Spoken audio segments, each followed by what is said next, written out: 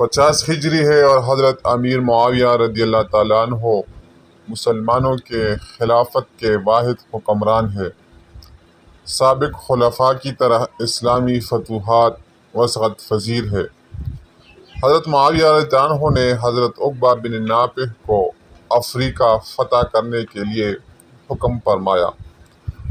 حضرت عقبہ نے افریقہ میں فتوحات حاصل کیے۔ جب قیروان کے پاس پہنچے تو ایک خوفناک جنگل کے سوا وہاں کچھ نہ تھا۔ خطرناک درندوں، زہریلے سانپوں اور وحشی جانوروں کا مسکن تھا۔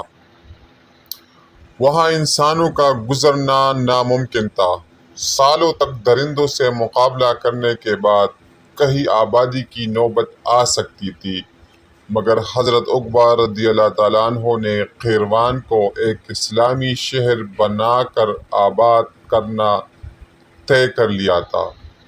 چنانچہ آپ رضی اللہ تعالیٰ عنہ نے قیروان کے حدود کا خاکہ تیار کر لیا اور اللہ تبارک و تعالیٰ کی بارگاہ میں دعا فرمائی اور اس سرزمین پر کھڑے ہو کر 3 مرتبہ بلند آواز سے یہ اعلان کر دیا کہ اے جنگل کے باشندوں، اب ہم مسلمان اس جنگل کے اندر آنا چاہتے ہیں، اس لیے تم سب یہاں سے نکل جاؤ۔ آواز کیا تھی؟ بجلی کا کڑکا تھا۔ اس اعلان کا خاطرخواہ اثر ہوا۔ لوگوں نے دیکھا کہ بڑے بڑے خوفناک درندے اور زہریلے سانپ اپنے بچوں کو لیے بھاگے جا رہے تھے اور ہر سوراخ اور پتھر کے نیچے سے بھی نکل گئے، حتیٰ کہ پورا خطہ خالی ہو گیا۔ بربر قوم اس خوفناک جنگل سے اچھی طرح واقف تھی۔ یہ سب کچھ اپنی آنکھوں سے دیکھ رہی تھی۔ اسلام کی یہ روشن دلیل ان کے دل میں اتر رہی تھی۔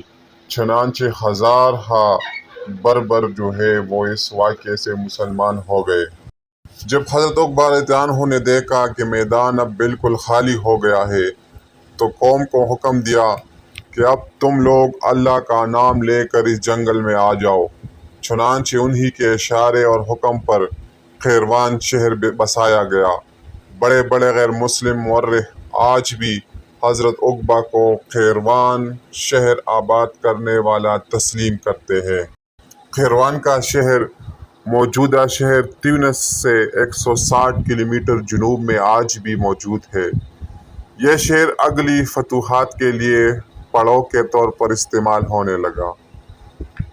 شمالی افریقہ فتح کرنے کے بعد جب وہ بحر اوقیانوس تک پہنچے تو فرط جذبات میں اپنا گھوڑا سمندر میں ڈال دیا اور اللہ تبارک و تعالیٰ سے مخاطب ہوتے ہوئے کہا کہ اگر یہ سمندر میری راہ میں حائل نہ ہوتا تو زمین کے آخری کونے تک تیرا نام بلند کرتا چلا جاتا۔